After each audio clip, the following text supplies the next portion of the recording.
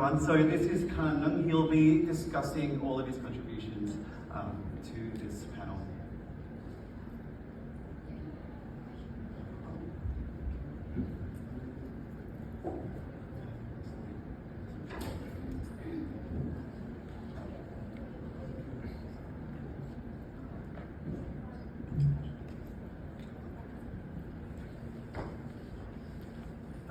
Okay. So we already have some questions for our panelists to answer. And okay, it's not loading.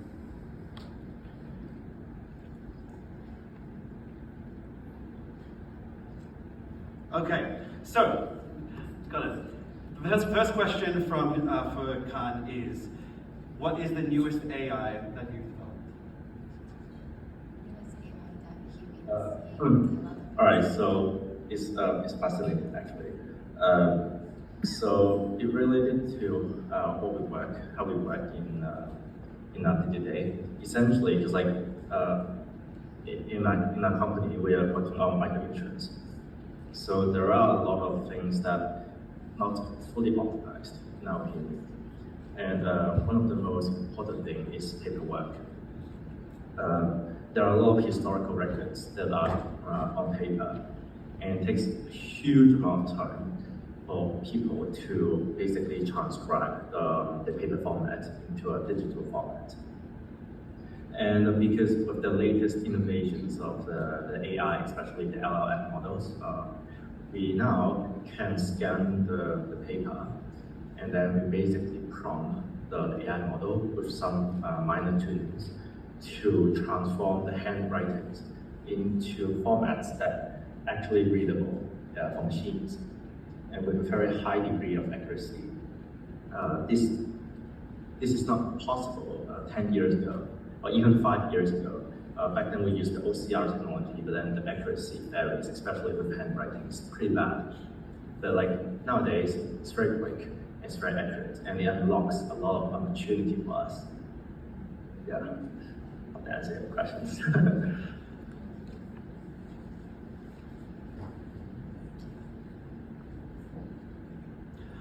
The second question is regarding the security and ethical issues of using AI, especially with music therapy and dealing with private information and a lot of clinical information that we deal with on a daily basis. We're gonna have a talk together because it's like from music therapy insight and also from technology background. So maybe you can share some of your insight about technology, how you're gonna protect your clients' details, or because we have heard about like ChatGPT, they have been putting fake news like 10% for the clients as well. So what is your thought about it? Like, is there any newest models could prevent about these things happen? Because as a music therapist, we care about privacy and care about the user a lot. So I just want to know about, is there any newest technology and models can prevent this thing happens?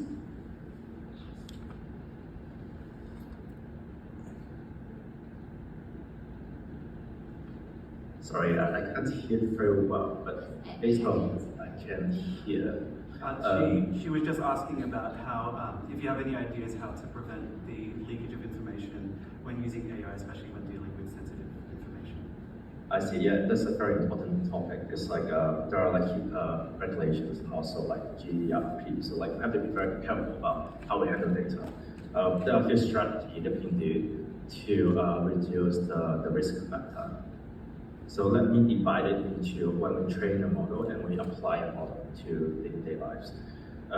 When we train a model, we should go for federal training. What it means is essentially, like imagine a lot of hospitals in the country, and each hospital has like huge amount of personal information. It'll be you would assume that we could just gather all the information into a centralized server to train the machine learning model. But then a lot of risky, like personal information will be transferred from point A to point B, and that introduces a huge amount of risks. The better way to do it is that each individual hospital will run a training model to basically massage the data and transform it into like mathematical matrix. And by doing that, you will already erase almost all the personal information and dilute it into a single model that you can't reverse engineer the personal information. After you have the model trained, you send all the trained model from these different hospitals to a centralized server, and you combine all the findings into a unified model. In this way, then the data will not directly transfer from different places, which introduce a lot of risks. Now I will move on to how we apply the model. So when we apply the model, we have to be very careful. We need to establish a no trust environment, which means that we don't trust anyone by default. People should only be able to access the data that they really need. So which means that the model will be hosted preferably in your own company server, and there will be like compartmentalization so that you can't see what other people are doing. So let's say you want to do some research on some of the patient's note in the past, and then you may introduce some of your own set of personal information. Those data should not be able to be accessed by other people. So I feel like with these two major strategies, we will reduce the attack surface for quite a lot. Amazing. The third topic, it was about the future of AI and its uses within the healthcare settings. And also share insight after you can have a discussion. Thank you. Go ahead. Okay. So it's funny because I recently have some discussions with my friends, and because some of them are doctors, and then they give me really good insights on how it's actually applying to their day-to-day life. There are 3 examples that I can recall. First one is a radiologist. So she told me that the most powerful thing that the machine learning model provides her is actually pre-screening. So every day she have loads of X-rays and CT scans to go through and write a report. But the problem is some of them are more severe than others. And if you only go through them in chronological order, sometimes you will review the severe ones till very late in the day. What the machine learning model does is that it goes through all the scans, and then it basically ranks which one it thinks that is more severe. I mean, it's not 100% correct, obviously, but then it's very helpful for her still, because now maybe 90% of the time the machine learning model is right when they identify something severe, so that she can do the review early in the day, and the patients can get a better care and reduce the fatality rate. The second example is also healthcare related, which is notes. So a lot of people take a lot of notes. Doctor take a lot of patients' notes, and then the handwriting is not the best, to say the least. I mean, I'm not complaining here because my handwriting is even worse. But what's helpful is that with the current machine learning model, now it can basically personalize based on your own handwriting to guess what you're trying to say.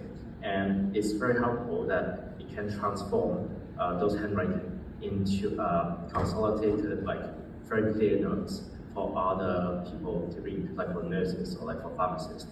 And that is really help with how they go through administrative stuff, because nobody left to do administrative stuff. The third example would be AlphaFold. So that's a machine learning model created by Google's DeepMind team. And this is a mind-blowing model. What it does is predicts how molecular structure behave in a 3D environment. So in a real-life environment.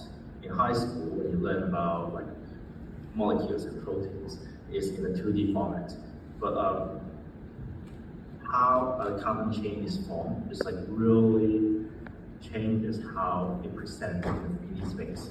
And traditionally, it takes $1 million per experiment to determine how the structure is shaped in the 3D space. But now the DeepMind team uses a machine learning model to reach the same accuracy as those experiments. and then it goes through all implementations of the molecular structure, proteins, DNA, RNA, stuff like that, create a whole database, and it allows free access for healthcare staffs and startups. And I feel like it's going to be huge in 5 to 10 years, because now a lot of startups and even pharmaceutical companies themselves can, use this gold mine to create new drugs and new treatments. I feel like what I'm trying to say here is that AI can be a huge force manipulator in our, in the healthcare space. If we identify a good problem for the machine learning model to solve, the AI to solve, then it's going to hugely change how we handle patients' healthcare in the future. And next up, we just have Kingman. I think as a music therapist, I don't think I really believe that AI can or app can extend our service, building resources for the client, but it can't replace the therapeutic relationship between you and the client. Because what I'm doing in the hospital is we see the client, we do the realizations face to face, physically, but we also, after they have had the music therapy sessions, we will give them a free access of our app so that they can listen to the realization at home. So, but without the session, we won't give the app straight directly to the client, because they don't understand how to use it. They don't understand the power of music. They don't have the experience, and also they don't have a relationship.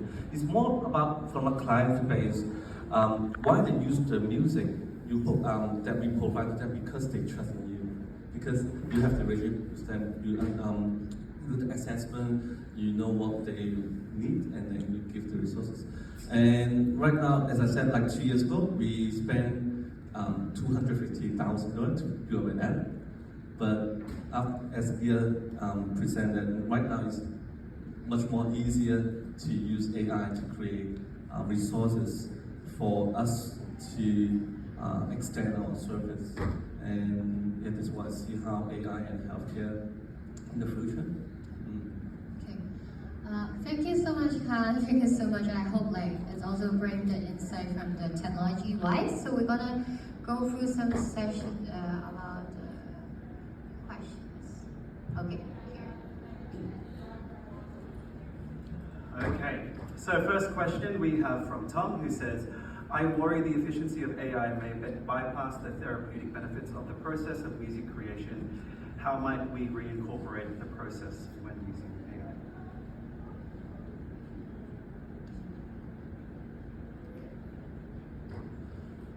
I think for me, as a music therapist, we can choose whether we use AI to create, or we can choose whether we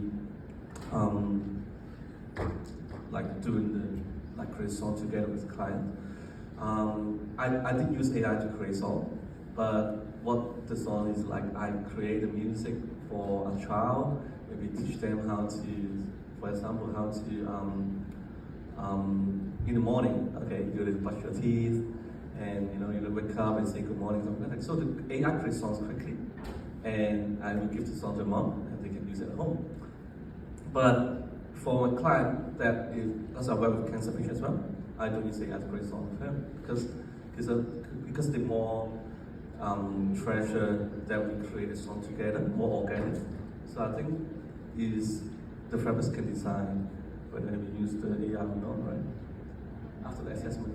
I think AI is very, very good for supplementing the songwriting instead of taking over the songwriting. I use it depending on the client. I will use it to create just the chord progression or just the lyrics. Maybe not even that, just the chorus helps start off the creative process as well for songwriting in general. I think as we have been sharing a lot of insight of AI. Thank you so much for everyone joining us today. As I have promised that we are gonna show you guys the link of everything. So here's the link, here's all the material, that's the most important part.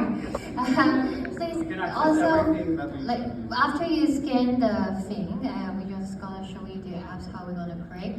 And I saw the question about Lovable